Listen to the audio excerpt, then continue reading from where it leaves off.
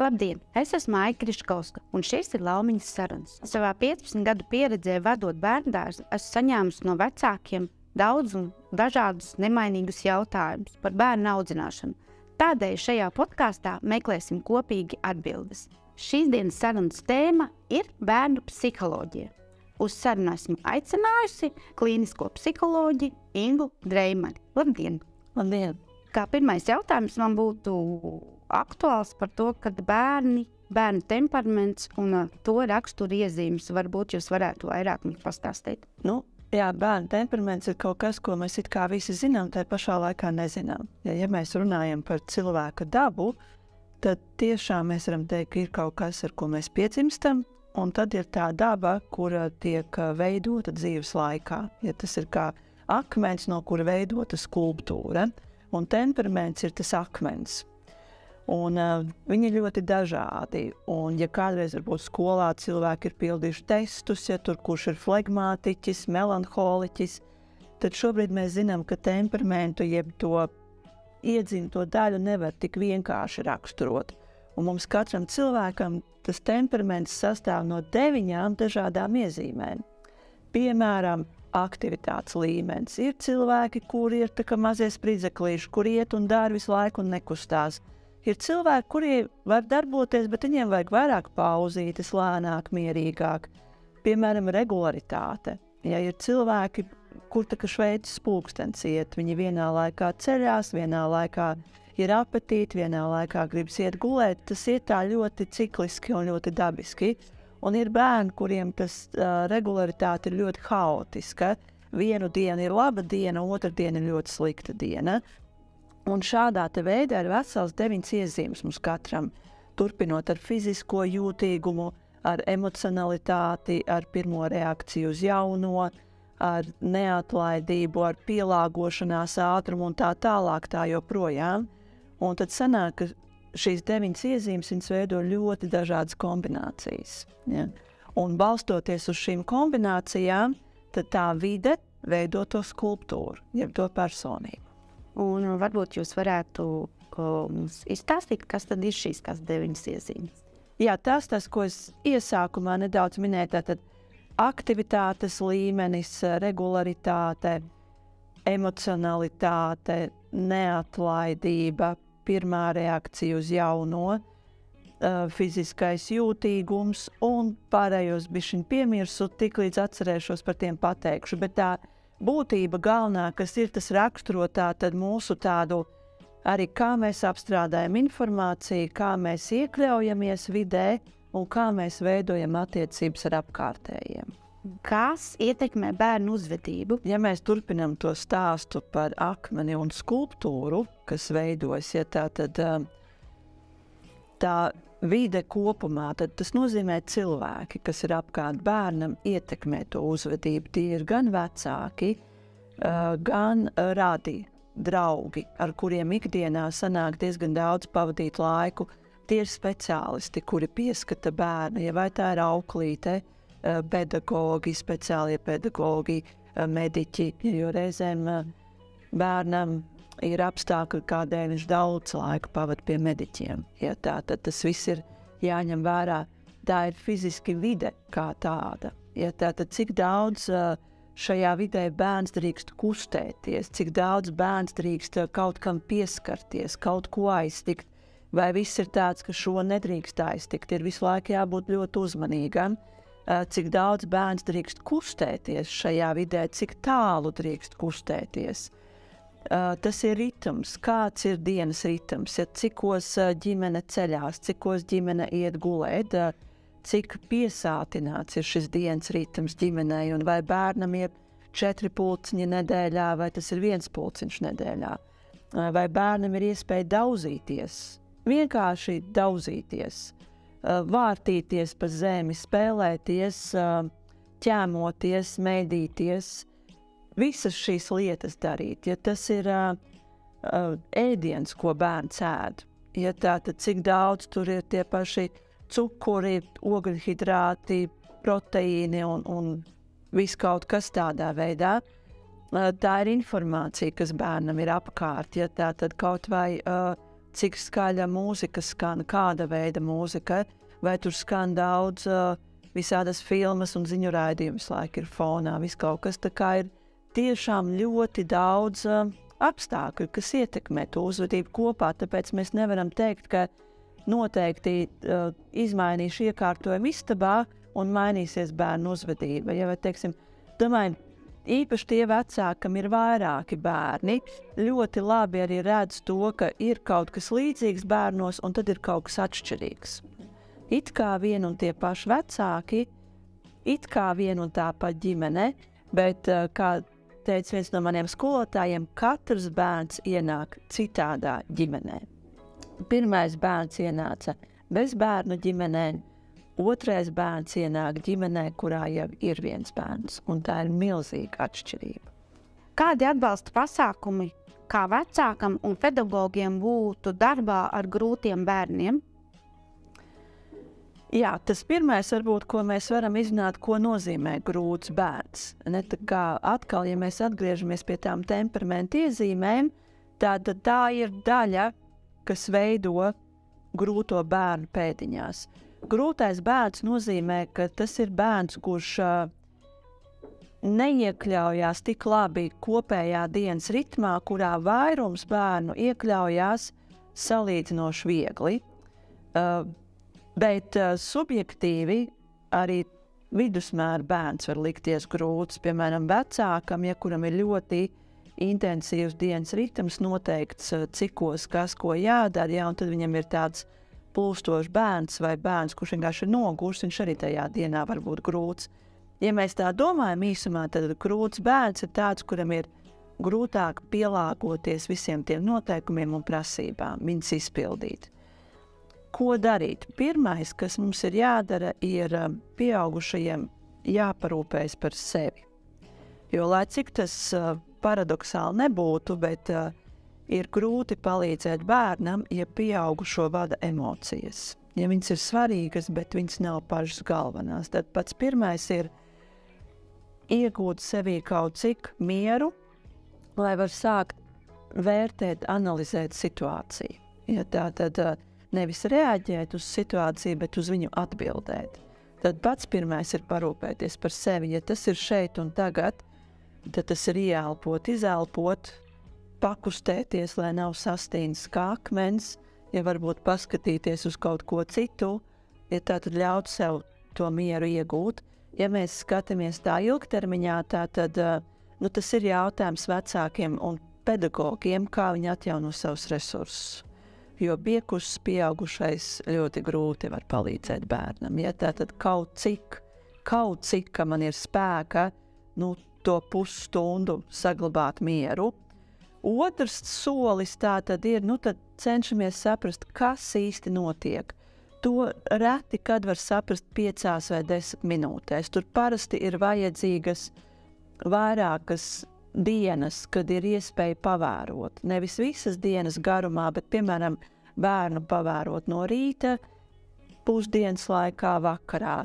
Bērnu pavērot vienatnē, pavērot kopā ar citiem bērniem, pavērot kopā ar otru vecāku vai ar citiem pieaugušajiem. Un ko mēs redzam?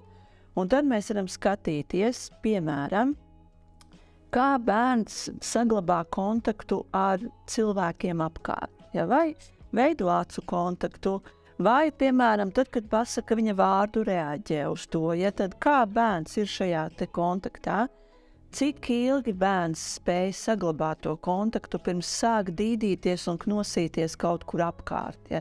Ir kāds bērns, kurš jau pēc dažām minūtēm sāks knosīties, bet joprojām būs kontaktā ar pieaugušo. Un ir bērns, kurš vispār jau sēdēs un ieraudzīs zīlīti uz loga vai palodas un pilnībā aizmirsīs par to, ka šeit ir cilvēki. Ja? Un ir bērni, kuri ļoti neatlaidīgi visi būs vērsti uz to komunikāciju. Tad nākošais, ko mēs varam skatīties šajā komunikācijā, kā bērni pilda uzdotos uzdevumus kopā ar pieaugušo. Es, piemēram, parādu priekšā, kas tev ir jādara, kaut vai ģērbjoties. Ja? Es ģērbu zābakus un tu ģērbi zābakus. Vai bērns spēj šo te kopējot pārņemt no manis. Ja? Lielākam bērnam es jau varu pateikt, nu tagad ģērties, jo mēs dosimies ārā. Vai bērns spēj šo komandu izpildīt, nevis komandu izpildīt, vienkārši par suņiem domāju kaut kur, ja. Ne, bet bērns spēj saprast šo te norādījumu tādā veidā vai nespēja. Un šādā te arī ar uzdevumiem galda klāšana, gultas klāšana, rakstīšana, rēķināšana, dziedāšana, kā spēj saprast un izpildīt to uzdevumu. Un, piemēram, vai bērns spēj pateikt, ka ir to izdarījis, ka viņš ir gatavs. Ja viņš ir gatavs tagad nākošo pildīt, viņš gaida, kas būs tālāk. Tas ir viens tāds, ko mēs varam vērot, kā šī sadarbība notiek. Un tur jau parādās bieži vien tādi punkti, kuros šeit ir grūtības. Ja tātad, ja, piemēram, bērns neveido kontaktu ar pieaugušo, nav jēgas viņam teikt, ko darīt, jo viņš nedzird tajā brīdī. Un tad vecāki var eksperimentu pēc pamēģināt. Tad, kad bērnam ir telefons ar multeni rokās, un tad, kad bērnam nav telefons ar multeni rokās, kā mainās šis kontakts. Tātad, līdz ar to es saprotu, ka pirmais, kas ir jāizdara, man ir jānodibina kontakts ar bērnu. Ja.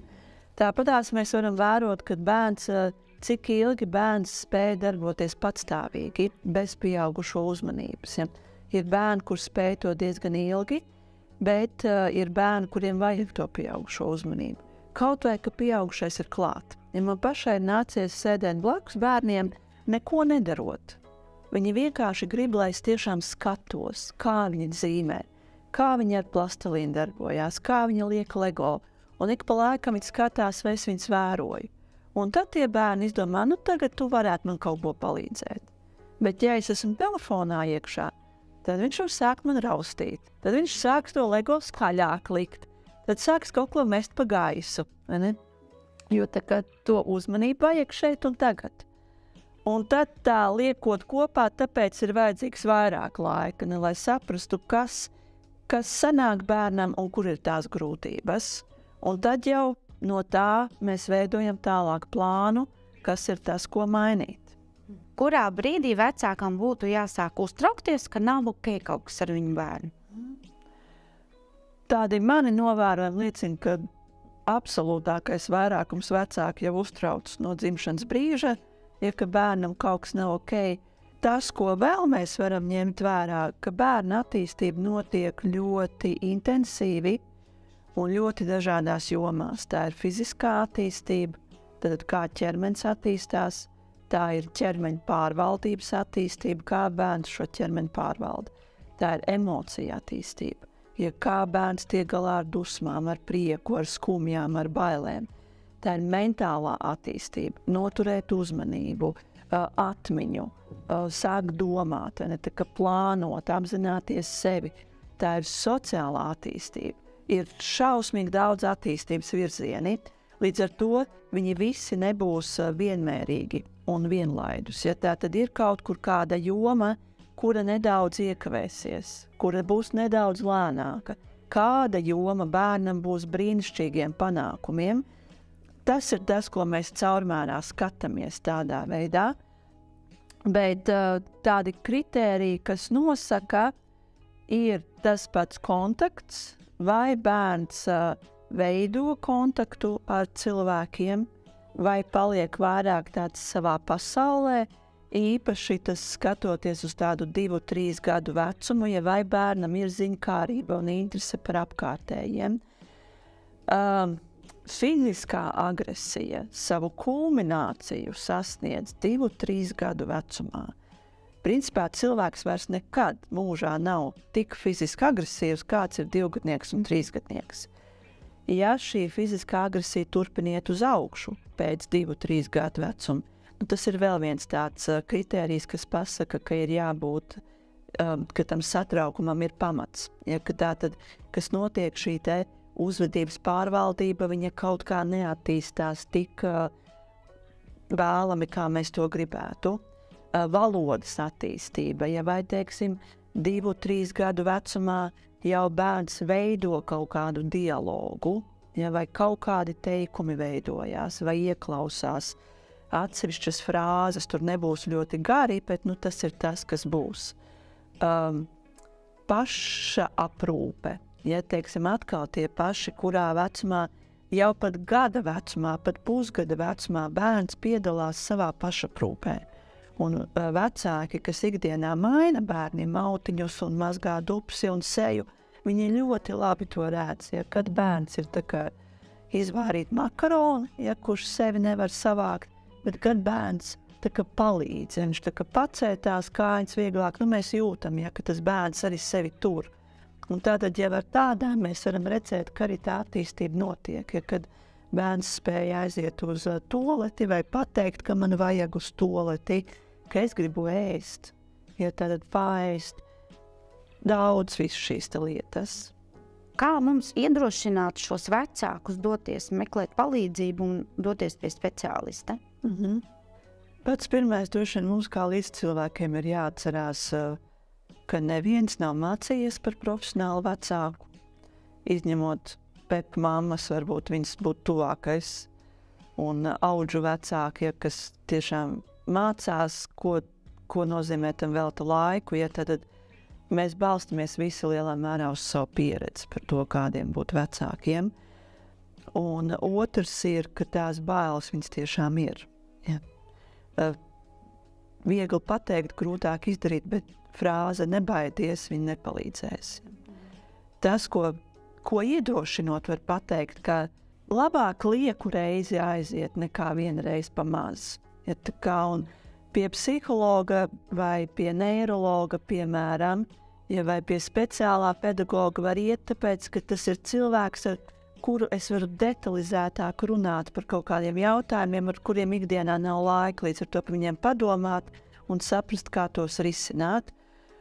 Un pie šiem speciālistiem iet ne tikai tad, kad ir problēmas, ne tikai tad, kad vecāki ir slikti. Mūsdienās pie šiem speciālistiem iet arī tad, ja es vienkārši gribu saprast, kā rīkoties efektīvāk. Lai es jau varētu sagatavoties, piemēram, tas, kas būs 4-5 gadu vecumā, 7 gadu vecumā par skolu un pusauģu gadiem nemaz nerunājot. Ja, tā kā, un tas viss jau notiek tādā agrīnā vecumā. Un tas pirmskolas periods ir vislabākais periods, kad tās pārmaiņas ir iespējams. Jo tad bērns ir visfleksiblākais, smadzeņu kompensējošie mehānismi strādā uz pilnu klapi. Ja līdz ar to, tad, ja mēs pēc iespējas ātrāk kaut ko pamanām, mēs varam izmantot tos resursus, lai viņi neaiziet zudībā, jo vairāk tās pārmaiņas atliek, jo grūtāk viņas ir īstenot. Pašiem pedagogiem, kuri mudina vecākus griezties pēc palīdzības, arī ir svarīgi atcerēties, ka iespējams ar vienu sarunu nepietiks, ka būs nepieciešams vairākas sarunas, jo lai tās bailes kaut cik pārvaldītu un sāktu rīkoties, tas laiks ir vajadzīgs. Tad pedagogs var vecākiem stāstīt, kas bērnam sanāk, jo ir ļoti svarīgi dzirdēt, kas bērnam sanāk un kas ir tas, kas bērnam nesanāk. Ko viņš cenšas, mēs redzam, ka bērns cenšas, bet viņam nesanāk. Un tāpēc bērnam vajag palīdzību, lai bērns pats varētu tikt ar to galā. Jo tomēr lielākoties tie bērni cenšas nosēdēt, viņi cenšas klausīties, bet viņam nesanāk. Un ejot pie speciālista, arī pedagogs var gūt informāciju, kā pedagogs var bērnam labāk palīdzēt. Jo pedagogs ir mācījies pedagoģiju, kā strādāt ar grupu, tādu kopēju attīstību, bet šis speciālais pedagogs, logopēds, psihologs, neirologs, bērnu psihiatrs un vēl varētu saukt, viņi ir mācījušies par specifiskām lietām, ja, kurām tad jums ir kam vēl pievērst uzmanību. Kā pašam bērnam tikt galā ar emocijām? Kā varētu palīdzēt, lai pats bērniņš tiktu galā ar visu? Jā, pirmais jautājums, kā mēs pieaugušie tiekam galā ar emocijām? Jā. Tā kā tas ir katram paskatoties uz sevi. Ko es daru, kad man ir bail? Ko es daru, kad man kaut kas krīt uz nerviem, ja ir aizkaitinājums, dusmas, prieks, miers? Kā es ar šīm emocijām rīkojos, lai bērni varētu ar viņām pārvaldīt un izmantot savā labā? Pirmkārt, bērniem ir jādzird šo emociju nosaukumu ikdienā. Tāpat kā mēbeļu nosaukumi, automarku nosaukumi, dzīvnieku nosaukumi, pārtikas produktu. Tieši tāpat, lai nepaliek tikai 3 vārdi – labi, slikti, normāli. Ja, bet ka mēs spējam pateikt, es šodien jūtos priecīgāks, noguris. Nākošais, ko var darīt, ar bērniem sarunās kaut vai pajautāt, kas tev šodien sagādāja prieku. Bet arī pašam pieaugušiem ir jāapstāst, kas man sagādāja prieku, jo bērnam ir jāredz, kā tas notiek. Bērni mācās atdarinot, ja tāpēc ir svarīgs, ko dara pieaugušais. Vai šodien es redzu, man liekas, vai tā sajūta tāda, ka tu šobrīd esi dusmīgs, tev tāda saraukta piera, tu tāds smagi elpo, izskaties, vai varbūt, ka tu esi vīlies par to, ka jā, tu cerēji, ka būs šokolāde veikalā, bet šodien mēs nepērkam šokolādi, ja tu izskaties vīlies. Tu vari tāds būt. Ja. Un tad, ja tas bērns, ar šo viņš iemācās, ka pirmkārt tad ir kaut kāda nosaukuma šīm sajūtām, ka viņas ir atļautas, bet tad ir konkrētā rīcība, ko daram. Ja? Ka tu vari būt vīlies, bet tagad ejam ārā, pastaigāsimies nedaudz, ja? Kas palīdzēs novērst uzmanību no tās nedabūtās šokolādes, bet ka mums ir kopā pavadītais laiks. Tad, kad ir tās intensīvās emocijas, un tas var būt gan dusmas, gan prieks, ja kā viens tā otras, tad tas vecāka uzdevums ir pirmkārt, tā nedaudz laika vērot to bērnu, kur jau iet pāri robežai. Robeža ir bērna drošība un citu bērnu drošība. Ja tātad, kas ir tas, kurā brīdī apstādināt?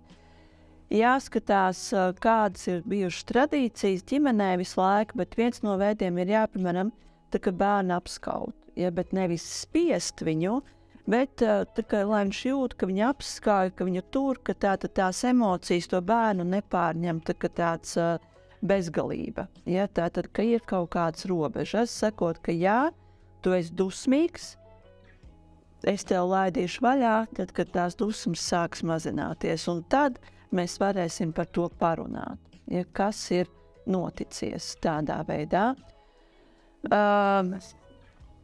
Ieelpot, izelpot, ja teiksim, kad bērni, piemēram, ļoti raudi ir sakreņķējušies par kaut ko, arī tur tāpat dusmas, vilšanās, bailes var būt. Un viņš, piemēram, nevar parunāt nemaz, ja ka tur tādā veidā, ja tad labi, tad izelpo, ja. Bieži mēs sakam nomierinies un galvenais elpo. Tad tādos brīžos mēs sakam akcents, tad jā, izelpo, labi, tev labi sanāk, un tagad varbūt tad mēs varam runāt, kas notika. Izvairīties no jautājuma, kāpēc tu tā darīji. Jo tas ir tāds nopietns jautājums, un uzreiz bērns nevar tikt ar viņu galā. Drīzāk varbūt, kas ir noticis, ja? Jā, es gribēju šokolādu, vai ne? Tu gribēji šokolādu, ja? Vai es tur gribēju iet pie gliemežiem, ja? Vai paņemt līdz gliemežus, jā? Ko tu būtu gribējis darīt ar tiem gliemežiem, ja? Es viņus gribēju parādīt lotē tos gliemežus. Ja, un tad jau tādā veidā tad bērns mācās. Bet svarīgi ir atcerēties, ka mēs neprasam no bērna tādu ideālu emociju pārvaldību. Tas viss vēl ir mācību procesā bērnam. Tā kā būs reizes, kad sanāks, un būs reizes, kad nesanāks. Kāds būtu mikroklimats labvēlīgākais bērnam un pedagogam grupiņās? Drošība, cieņa un pieņemšana. Gan pret bērniem, gan pret pedagogiem.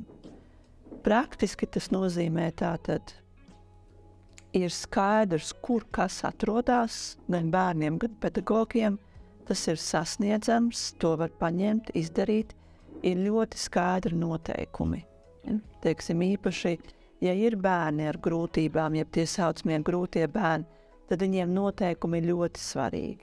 Ja noteikumi cēloņa sakarība ar nevis uzslavām, bet tādiem iedrošinājumiem un pateicībām, piemēram. Ja tādā ikdienā tad mēs varam skatīties arī, vai ir darbi, ko dara gan pedagogi, gan bērni. Ja tad es teiktu, ka arī bērni iesaistās savas ikdienas veidošanā. Viņi nav tikai saņēmēji. Bērniem ir ļoti svarīgi jau gūt pieredzi, ka viņi var dot, ka viņi var prasīt palīdzību viens otram, ka arī pedagogs var prasīt palīdzību bērnam, vai tu vari pieturēt durvis, kamēr es nesu ārā krūzes, ja, vai tu vari pieskatīt šodien Luīzi, ja kā viņa šodien jūtās, ja tu redzi, ka viņa ir tāda nomāktāka, atnāc man un to pasaki, ja tādā veidā, un ka viņi var runāties un ka kļūdas ir atļautas, gan bērniem, gan arī pedagogs drīkst kļūdīties. Un bērniem ir jāredz, ka pedagogs kaut ko kļūdās, un kā pedagogs tiek ar šīm kļūdām galā. Ja, tad arī bērni to mācās darīt. Tā cilvēcīgi ar laipnību noteikti ir jādzird tādi pateicības, paldies. Svarīgi, ka pedagogs var pats sev pateikt paldies, jo nevienmēr jau no bērniem to uzreiz var saņemt, vai ne? Joki, smiekli, spēles, atpūta, slinkošana un darbs, darbiņi. Tas ir tas, kas viss kopā veido tādu labvēlīgu uz attīstību vērstu mikrovidi. Tā kā, un ja šito visu izdodas īstenot vienā dienā, tad tā ir vienkārši izcila diena. Bet, ja no tā visa izdodas kaut vai daļu īstenot, tad tā ir bijusi laba diena. Par bērna sišanu, grūšanu, košanu, kā rīkoties gan kādam vecākam, gan arī pedagogam, lai veiksmīgāk tiktu ar šo problēmu galā. Jā, tad, ja mēs runājam par šo te agresiju, tad atgādinu, ka 2-3 gadi ir fiziskās agresijas kulminācija, viņi ir diezgan daudz. Ja tā kā, ja man saka, ka 2-gadnieks nekad nevienam neko, tad es palieku ļoti vērīga, kā tas nāks, ka 2-gadnieks nekad nevienam neko nav pagrūts vai iesitis vai iekods. Atkal mēs atgriežamies pie tās pašas vērošanas. Pirmais mēs skatāmies, kurā brīdī tā fiziskā agresija izpaužās. Ja tur bieži vien ir vai nu parādās, ka bērns nevarēja kaut ko sagaidīt, vai viņam visa bija pa daudz, un tas ir veids, kādā viņš atgrūž, vai, piemēram, tas ir veids, kā dabūt uzmanību, tieši pretēji pievilkt klāt. Ja. Tad, kad tas ir noticies, tad mums ir jābūt ļoti lakoniskiem un korektiem. Ja, tad, ja bērns ir iekodis otram bērnam, tad pirmais uzdevums ir pievērsties tam cietušajam bērnam.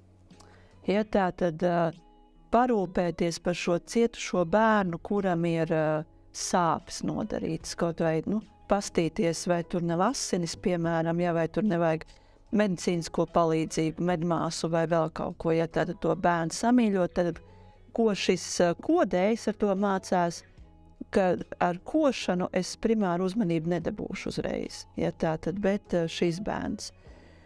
Un tad pievēršoties tam kodējam, kas notika.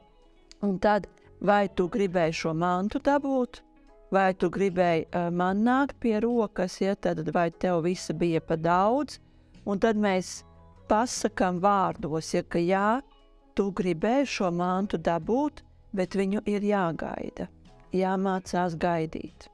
Ja, tā tad, bet bez tādas moralizēšanas, ja tev ir jāmācās, šī ir tava iespēja un tam līdzīgi, jā, zinu, tu gribi viņu dabūt. Viņai ir jāgaida. Ja, tad saprast, cik ilgi. 10 minūtes būs pa daudz. Ja, tad, piemēram, varbūt tās ir 2-3 minūtes. Un tad, cik ilgi tas bērns ir ar to mantu spēlējies. Ja bērnam visa ir bijis pa daudz, tad varbūt arī mēs esam viņam klāt, mēs uz viņu tā teikt, sēžam šādā pašā attālumā no tā bērna vai tādā rokas stiepiena attālumā, uz viņu skatāmies, bet ļaujam tam bērnam pamazām nomierināties. Ja? Jo tā teiksim, tas ir tas, ko es no tādiem agresīviem 10-gadīgiem puikām nereti dzirdu. Viņi saka, tad, ja es palieku sarkans, man klases biedri zina, klāt man nenākt. Nāci klāt, pats vainīgs. Ja? Un šeit jau tad to mācās agrīnā vecumā. Ja? Tāds ir tās iespējas, ko darīt.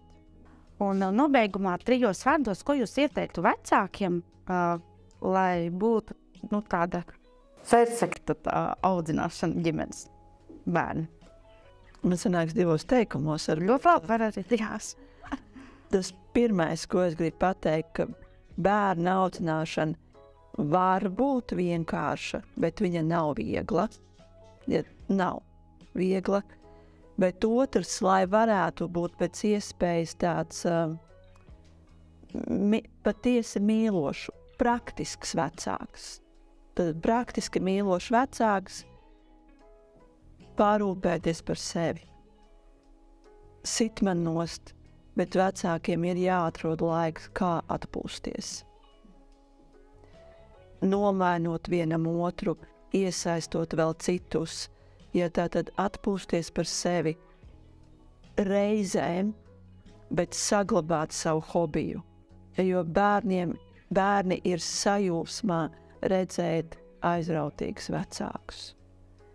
Tētis spēlē futbolu, mamma dzied, mamma dejo pa māju, bērni ir sajūsmā to redzēt, ja, vai mamma tur rāda vai lasa. Un trešais ir tāds, droši vien, ka neviens nepiedzimst par labu vecāku. Mēs visi mācamies būt pieaugušie saskarsmē ar bērniem. Un tāpēc atļaut sev mācīties. Milzīgs paldies jums, kas bijāt pie mums ciemos un devāt mums lielisks padoms.